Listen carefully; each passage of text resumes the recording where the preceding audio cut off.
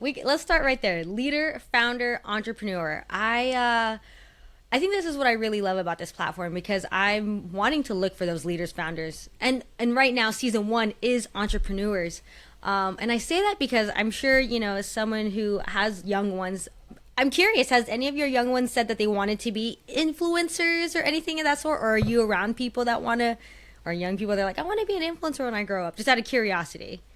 So I think that is sort of a trend for kids. That's like a very front of mind, obvious like career path. So my younger two kids certainly do talk about it. My oldest is a little more of an introvert, not Yeah, interested in that yeah. at all. But my younger two certainly it comes up in conversation when we talk about the future. Yeah, Okay, yeah, and someone who's in leadership, I'm just kind of curious, like, how do you maneuver through that conversation? I only yeah. say that because I know for me, my affinity is towards leaders and leadership, and I'm just like, look, young folks, yes, we have influence. Everyone has influence, but like, how do we also like hold that conversation? And be like, if you're gonna have that influence, how can you also be a leader of this group that you're wanting, this audience that you're building?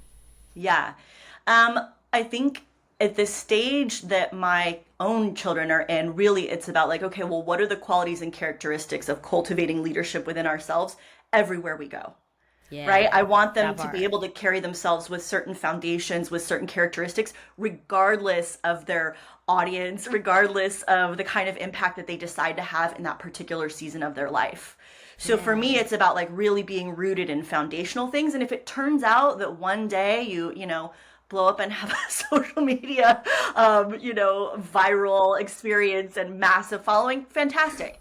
If it Yeah. turns out that your influence is in a different setting, also fantastic. And either way, we got to be, really rooted in what Yeah. matters most, for sure. Yeah, I heard a little bit of lack. So I'm curious for yourself. Tell us more about your background in terms of the values that have been instilled in you. And have you always been a leader, or was that something that was cultivated later on in life? I'm kind of just curious.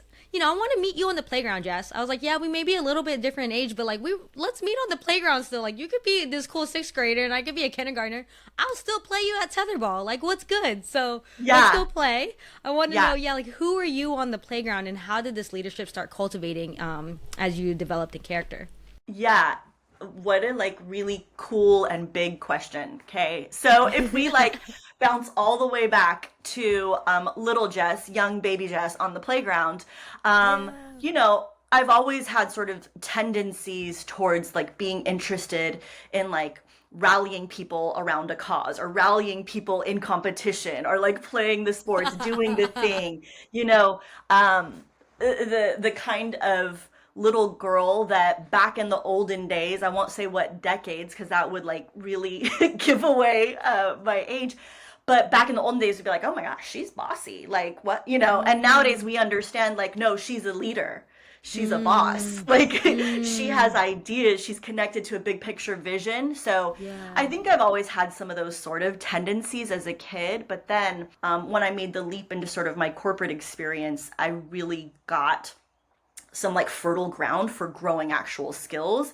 And I've always geeked out about professional development and like learning those skills and learning how to lead teams and support people well and like really connect people's individual missions to big picture missions. So I've really always loved that kind of stuff. And as soon as I finished school and started working, I like really dove headfirst into like cultivating those habits, skills, and building the tools that it takes.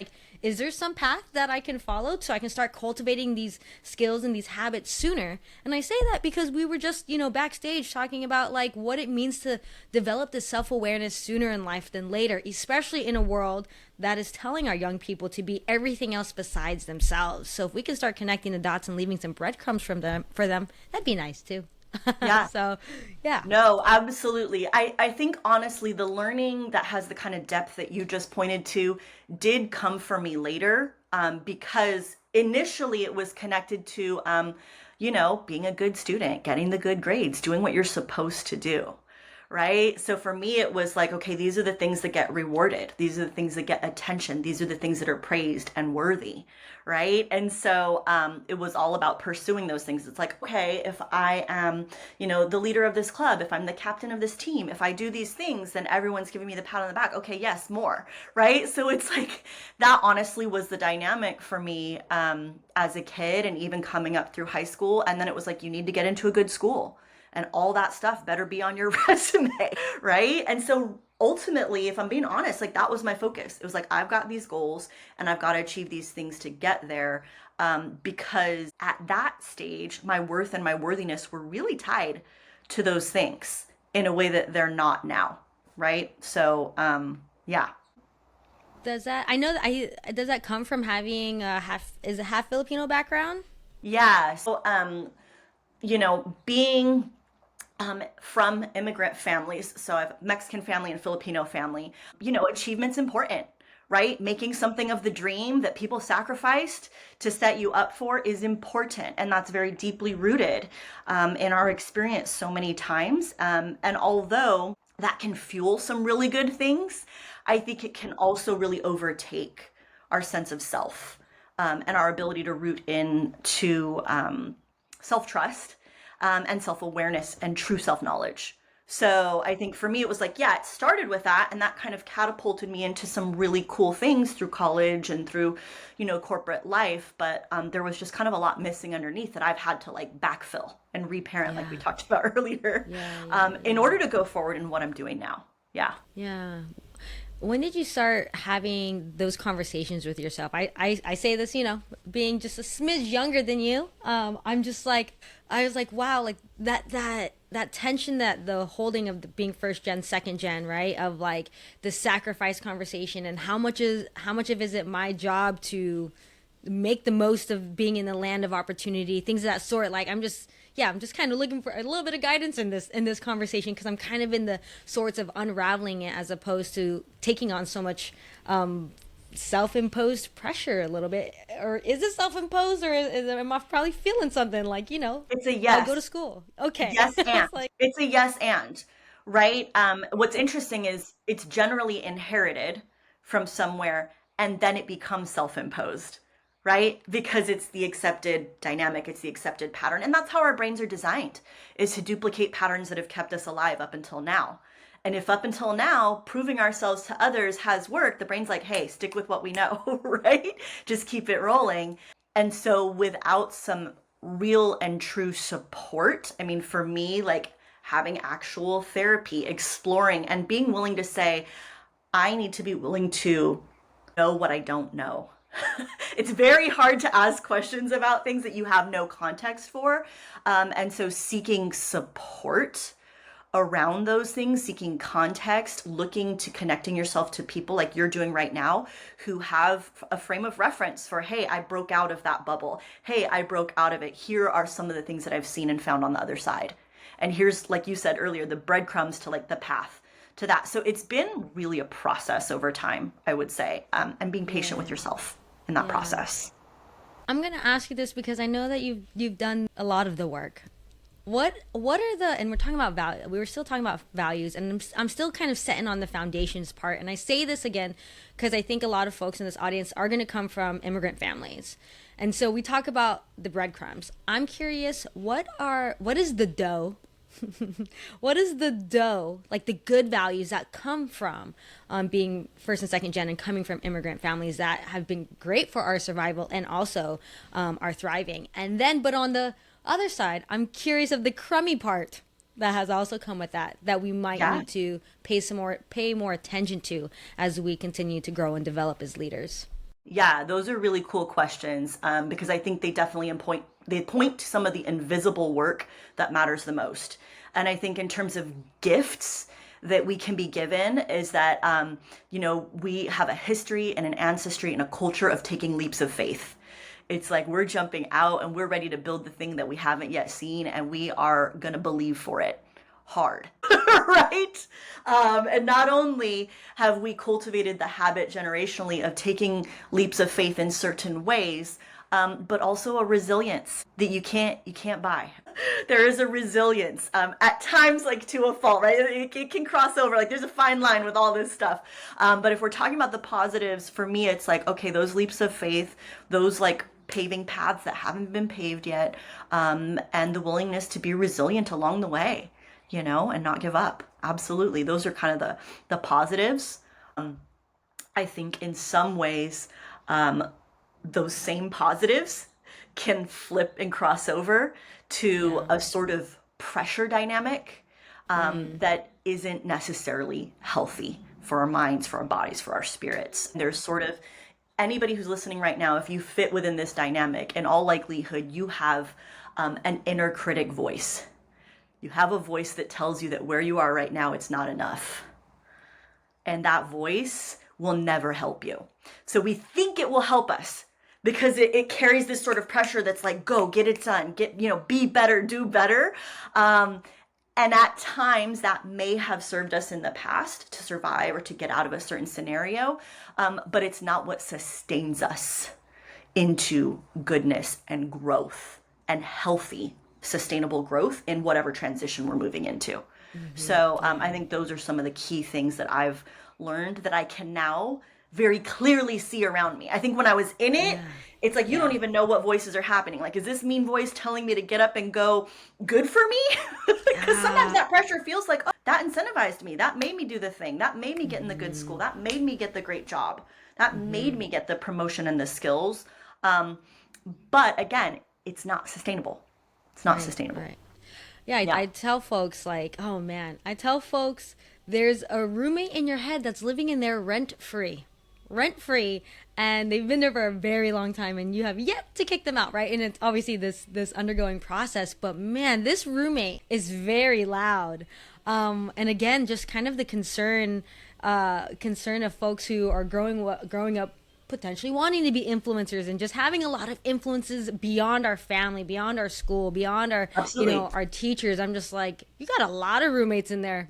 I'm imagining it's like the real world, and road rage challenge. It's fighting, crowded. throwing stuff. It's so Absolutely. yes. Absolutely. Drama. Yeah. And here's the thing, and I think you're pointing to the fact that, and that's power that we have, that if we don't take hold of it, right, there's a high cost. There is a very high mental and emotional cost to not taking hold of those inner voices and that self-sabotage, right? There's power that we have in grabbing hold of those, and our brains were designed to be able to do that. This is the cool part. Like, this is where I start to nerd out.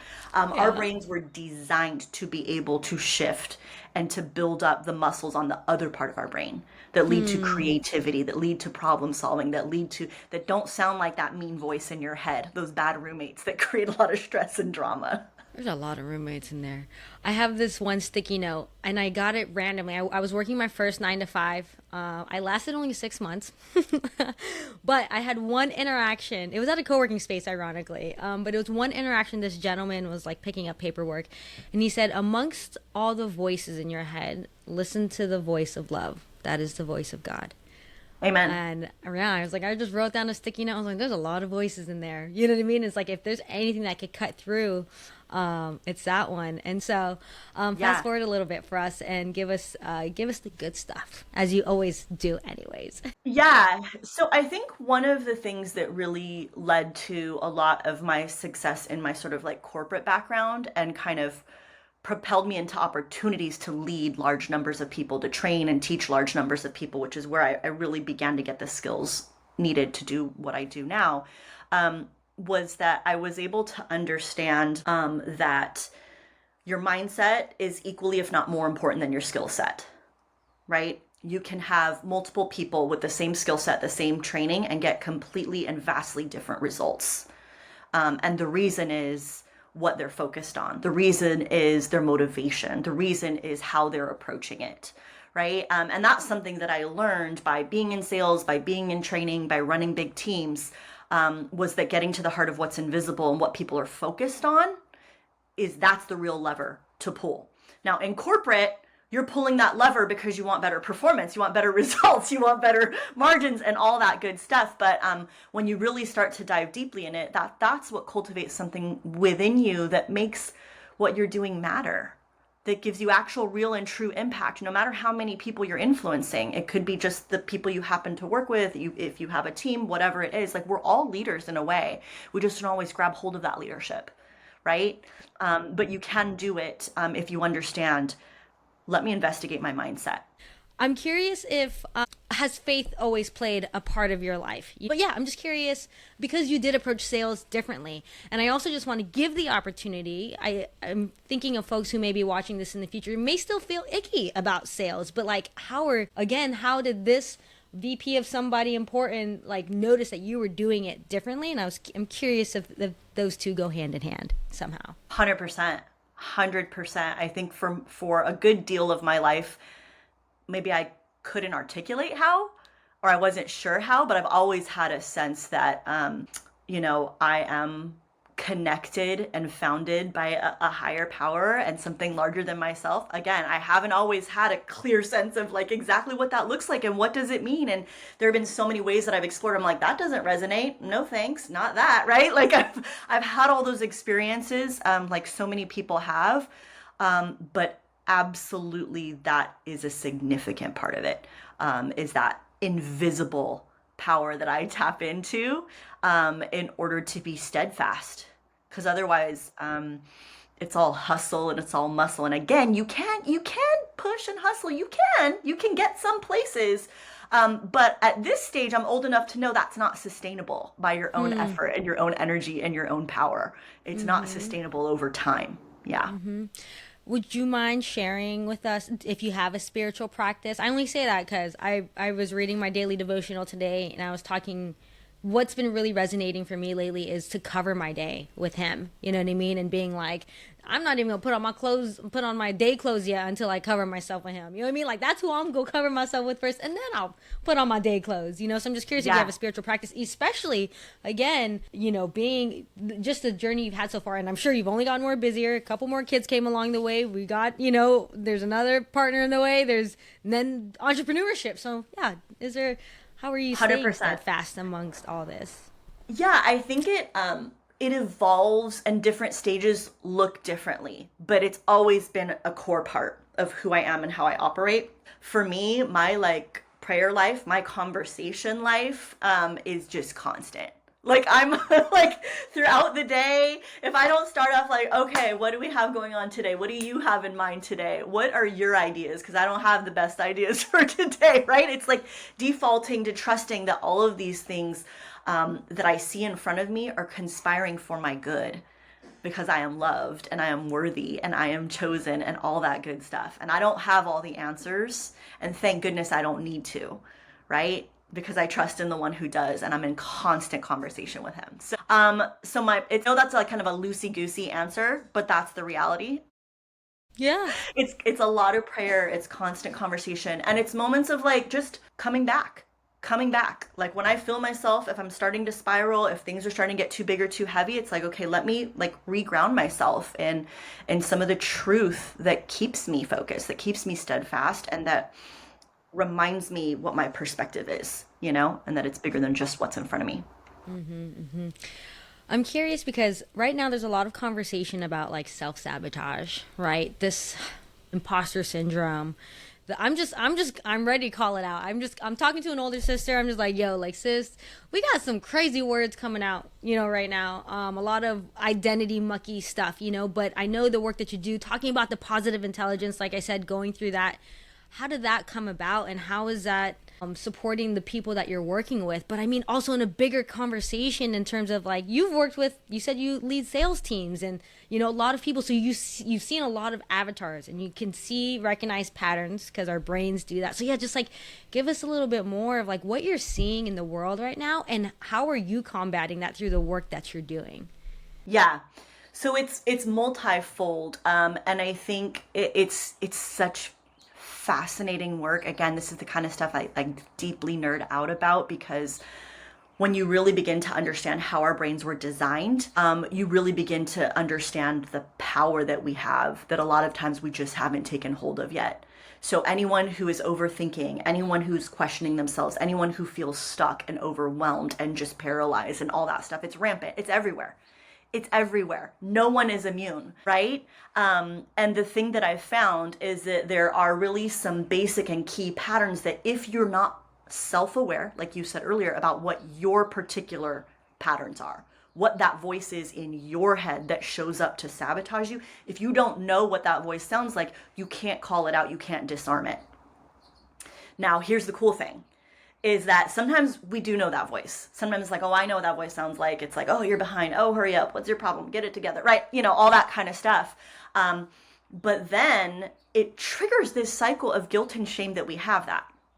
That's one of the reasons that I just don't love imposter syndrome, because it's like, it has this connotation like, oh, here we are. You've got something. You've got this. You've got a problem. You're a problem, right? Like, you better fix this. What did you do? Right? It's like, and it's like, no.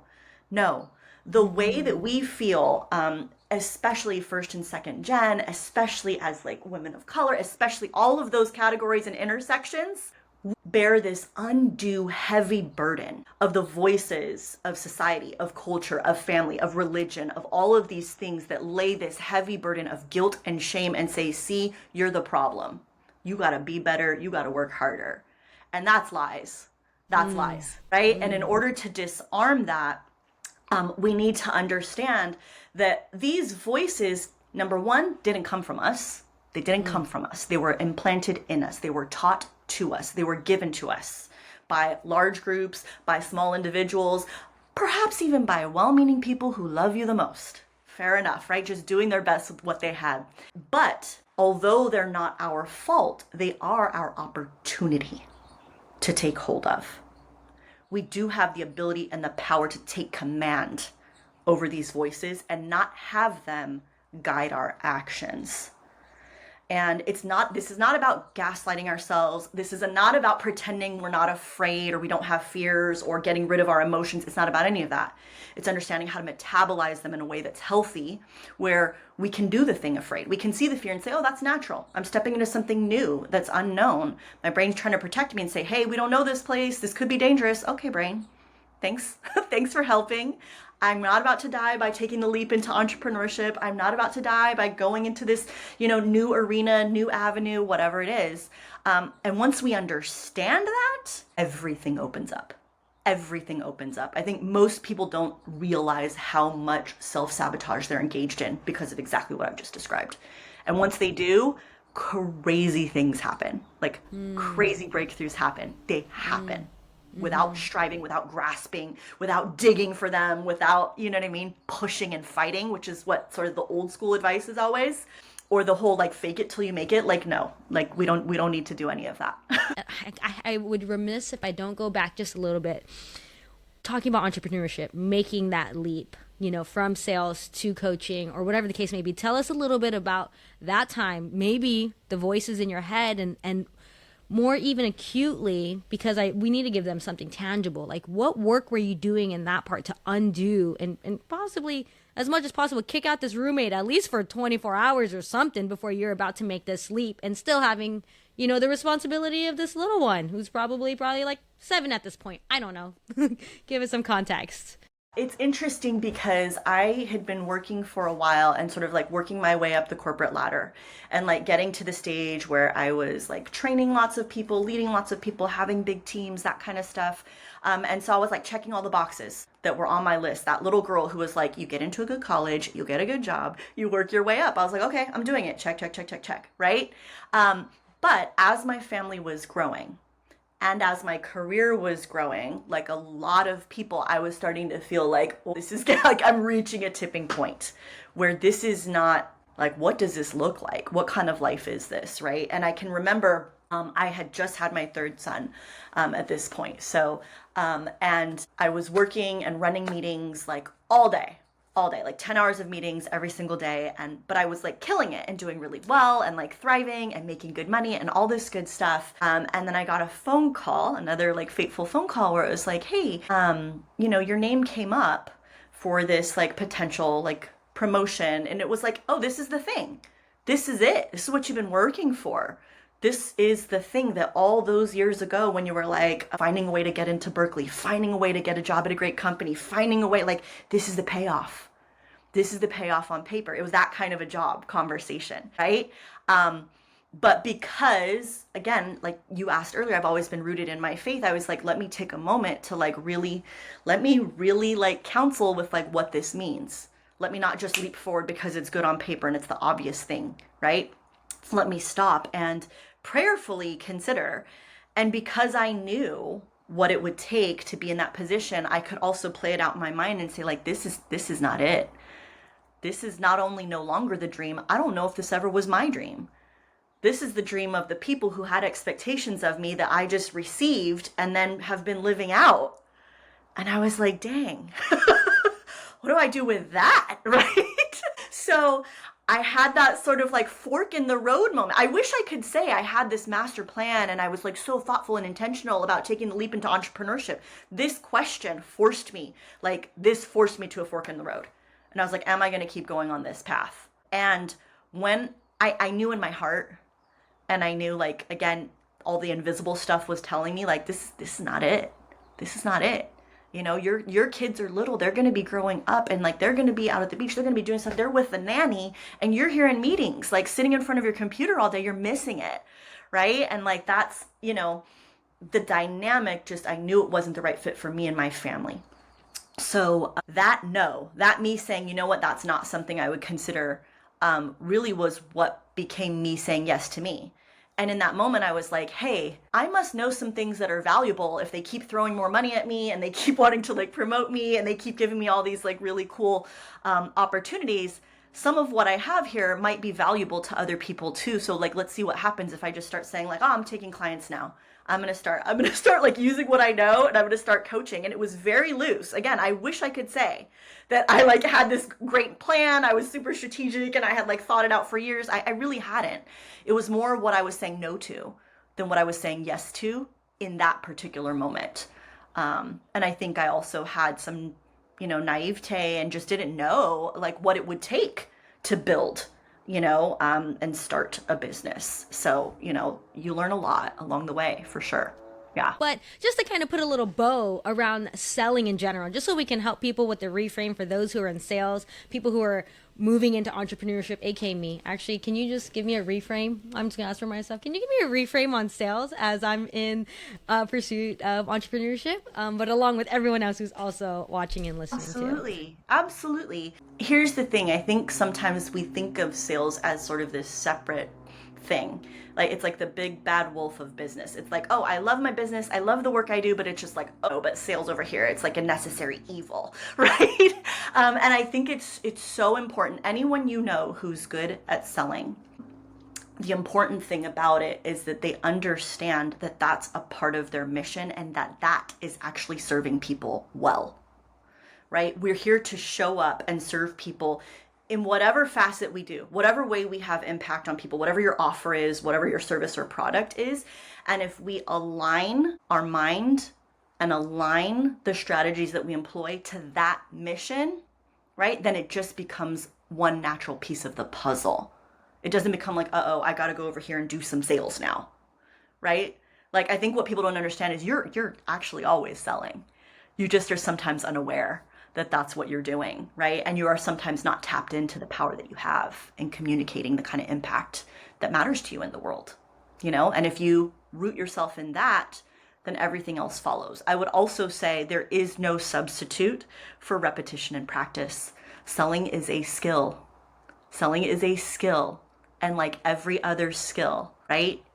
It requires repetition and practice. And you find your way if you do it. It's that simple. It's that simple. Anybody who's mastered it, you'll find plenty of people who will tell you, oh, I hated selling. I was scared. I would throw up. I would what? Like I come across people who like start off like that all the time and land at a place where now it's just very natural to them. It's just a thing they do. They don't think about it anymore. Yeah. I love that. Thank you for that. Yeah. It's not something I'm going to do on the side. It's all a part of it. I'm always selling. It's integrated into your impact and your mission. Yeah.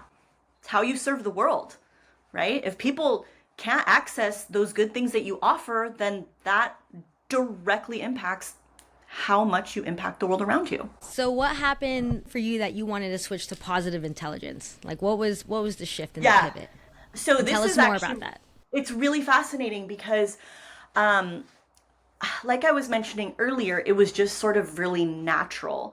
And it wasn't my intention to make it a core part of my offer. But once I started to dive into learning, I was invited into a cohort for coaches. To learn how to employ positive intelligence methodology. And it's like rooted in neuroscience. And like I told you before, like I nerd out about that stuff. Can you leave one breadcrumb for us for when it comes to the mindset and the positive intelligence that we can actually take some action on? This is the good news is that this is accessible to everyone. Having radical self-awareness and being willing to understand yourself based upon your history, based upon your patterns and whatnot, really opens up so much power for you. So if you're not already in process with exploring that, I would encourage you to prioritize it. It's very easy to get a big old to-do list that's like, oh, I got to get this certificate. I got to do these things. I got to do my website. I got to do blah, blah, blah, on and on, right? And all those things are fine. But if I were to say, like, what is the most important thing? Number one is like, let's address these invisible things that absolutely will have bearing when you get to the real challenges of whatever next stage you're coming into. Exploring that, I actually have a free assessment that I give for people even who aren't, don't end up working with me, so that okay, what does my inner critic sound like? So that from now on, when that voice shows up, hold on, I know who you are, right? I can say, no, no, no, no, no, not today. No, thank you, right? So I would say exploring that, if you haven't already done some of that work yet, is step one to whatever big goals you're about to tackle next. Oh my goodness, how am I going to tell a 12-year-old to start with radical self-awareness right now? And like knowing all of this stuff when you're young, like if I had that kind of knowledge at that stage, if I'm thinking back to college, if I'm thinking back to high school, man, I gotta save myself a lot of nonsense. Myself a lot of nonsense. It's okay. It's all a part of like the story, it's all brought me to where I am today. But like if I can, give people who are coming after me, give my own kids, give other people's kids, some insight that will help them take power over their lives, like man, that changes and shifts every moment. That helps them go after goals that really matter to them, Yeah. Jess, what is your current collaborative vision right now? Collaborative with the one. So I'm just curious. Yeah, what is the vision in your heart that he's put in there that we are working towards? Oh my goodness. You ask such good and big questions, Kay. I think my heart right now, I've just been really blown away by how much has been coming to me, if that makes sense. Like my heart is to do what I do and speak truth and life and encourage people in deep ways.